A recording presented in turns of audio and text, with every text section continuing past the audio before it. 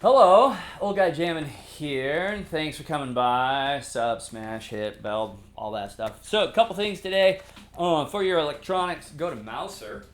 Mouser.com, I believe it is. Anyway, they sell you components at component price, and you pay $7 shipping or whatever, but you're going to get your resistors and stuff for 10, 15 cents, which is what you used to pay for them in Radio Shack in Stumac's great, but they charge you $3.50 or something for a little resistor, and you know that's way too much. And then they still charge you the $7 shipping, so it's not nice. But Mouser, you can get. It's like DigiKey used to be. I don't know if DigiKey's still around, but I used to go through DigiKey quite a bit. They had a book about that thick. It was it was awesome. All right, and then so Mouser, right? And then check, this guy came over the other day. Acme guitar repair setup. All right, if you're in the Sacramento area, 925-202-5096. Tone Zone LLC instrument repairs. He came by and picked up an amp and was super nice guy and knew his stuff. He was great. So if you're in the area, other considerations. You remember this one from December? Premier Guitar. They gave Eddie the cover and 2 pages on the inside. And I was like, are you kidding me? That's all you've got? He got the cover and 2 pages inside. So we were going camping a couple of weeks ago, and I saw this. And this is what I would think Premier or Guitar World or somebody would have done, because this is by Life, and the entire thing is how do I do this? Well, the whole thing is, this is really hard to turn pages this way. Weird. Articles by several people. It's got lots of photos. It's got facts. It's got details. It covers the whole span of Van Halen, from Origins to Van Hagar to Van Halen 4, and then to Wolfie joining, and the splits and the regroupings, and then Van Halen joining again at the end with David Lee Roth, one of the best frontmen ever. And so, really good book, and it's on sale through October from by Life. It's worthy of your library, or it's just cool to look at. And shame on Premier Guitar for not having done more. So, today we're going to get inside the Fireball, the Engl Fireball. So why am I playing the PV? Well, I don't know. Wouldn't it be interesting to put the PV against, the Fireball? So I think we will. Check that out. Straight up amp versus amp, no pedals. Had a commenter say, it'd be nice just to hear the amp. Yeah, I get that, but it's also nice to hear the potential of an amp and how it reacts to a drive pedal, because everybody uses a drive pedal, don't they? You can. But isn't it a shame when you want to use a drive pedal and you find out it's not so good? All right, so that's coming up, and then I got a S-drum down here, a strum, and I've got some thoughts on the strum. And what I thought of this morning was, it's another instrument you have to learn to play. It's not a drum machine. It's an instrument you have to learn to play. And the strumming part of the strum, as you'll see, is not as easy as you'll see on the online tutorials. It's all over the place. It really takes a learning curve, I guess, pretty steep learning curve, to use your strings to set up the drum beats. And anything too complicated, you're going to use those pads. This does not work real well. But that's coming up, so stay tuned for that. And then, just great things happen when you decide to keep something. It unleashes a lot of cool creativity, because you don't have to worry about resale or keeping it a certain way. So I'm thinking of EVH striping the whole back of this. I had thought about doing the front because I had these finish flaws that you've heard about. See how the gold is all weird, and this is not a scratch. That just showed up under the finish. But I've got this cool sticker that I thought I would put over that. You know, you know what I'm saying, like that. It's clear except for the black, but yeah, maybe. And then let me know. Should I put the flag on? But on the back, EVH stripe it, black and white.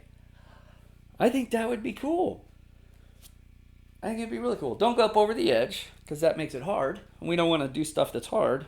We just want to do stuff that's easy but still looks cool. So I think that'd be totally cool. Sand that down, EVH stripe it. And then also, I love this guitar, but after 40 minutes, half an hour, my arm hurts from this edge. So I thought belt sander, take that way down, and EVH stripe there, black, white as well, clear coat to give it some protection. But, you know, cut that corner down and then stripe it like it's underneath the gold paint. I don't know. Love that guitar. Okay, so that's what's coming up. Invective versus Fireball, and S-Drum versus Beat Buddy. But now we're going to dive deep into the Engl Fireball innards, so stay tuned for that. You've just purchased a great new amp. What do? Well, we take it apart, of course, to see inside. Stay tuned. You will have to take this back attenuation plate off. The 4 screws on the bottom, loosen the chassis, but this has to be taken off separately with 4 little screws to the frame. And in here we have a huge array of 5-watt resistors on both sides. There's probably 20 or more. And then we have a smaller array of 100-watt resistors up in here, and then another small array of different resistor values here, but they're all 5-watt. And that's our attenuator. It allows you to run at full power, mid or low power, or even completely off. The connector is just one way. There's no lock on it, so you can just ease it off without having to free up a locking mechanism. And it does only go back on one way, so you don't have to worry about, you know, screwing something up. Pretty easy. And then we're loose, so we'll just go ahead and pull this out and take a look at it. So here's the cabinet, chassis cab. It's real wood in there. You can see the grain on the wood. It's ply, but looks to be void free or defect free. What am I trying to say? Void free. Nice thick ply, though. No MDF in there. Real wood. And then over here, pretty standard red printed circuit boards like you see in the Rebel series from Ignator. I thought this was interesting. It looks like, you know, our standard just electric cord, lamp cord here in America, but it does have an outer ground and then 2 conductors inside, and I was kind of suspicious. But then I saw some more right here. And so it just must be a different kind of wire that they use over in Germany, different than what we're used to seeing here. The circuit boards are upside down, or a couple of them anyway. This circuit board has some things going on the other side. This is interesting. The LED power, well, mid-boost LED and channel LED actually come off of these little conductive standoffs, which is kind of different. I haven't seen that before. This board here is the output board. It's also upside down, so there's some little transistors and other things under there. So if you had to replace a component, you'd have to take it clear out, but that's usually the easiest way to do things anyway. This is an interesting ground plate. There's nothing attached to it. It goes from ground and is connected with this spade, but there's nothing connected to it underneath. It's just, it doesn't look like shielding, but it's just a ground plate. There may be some shielding of something a component under there, a crystal oscillator or something that they want to make sure they protect from interference, which is kind of interesting. I've never seen amp fuses before. There's two 16 amp, looks like, tube fuses. Did I say amp fuses? I meant tube fuses right here to protect the power valves, the main valves, the output stage, the 6L6 tubes that are right here and right there. So that's kind of interesting. Here's a full bridge solid state rectifier. Here's where our power comes in. Over here, the transformers look really nice. A nice thick piece of copper shielding. Ground lug that's riveted to the chassis. Also, we've got rubber grommets on both transformers, the power transformer and the output transformer. Here we have some rubberized connections to help with dampening vibrations, I suppose. So this is our input power transformer, some filtering capacitors to help clean up the AC and make it a nice DC value voltage. We've got 4 diodes here. I'm sure it's a rectifier, but these little blue things are they're not labeled as capacitors, so I think they're MOVs, or metal oxide varistors, which support each one of those diodes to help give us some really clean DC power. Probably a voltage regulator right there to maintain power for another bus voltage somewhere. It's nicely put together.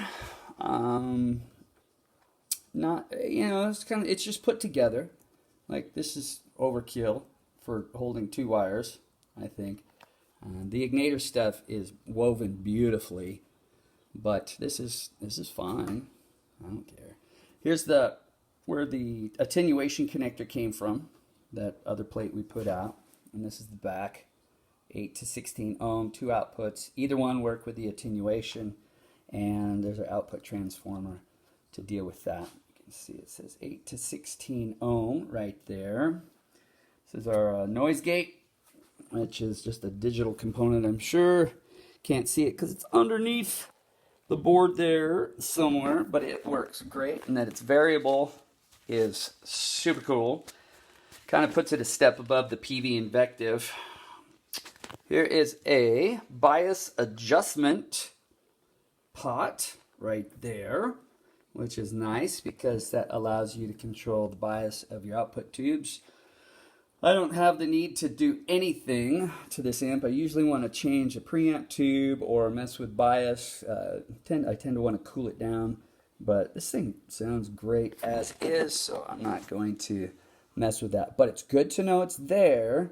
Should I want to ever replace these 6L6 tubes, I can, get some reference material and make sure they're biased just on the cool side, which is more my style.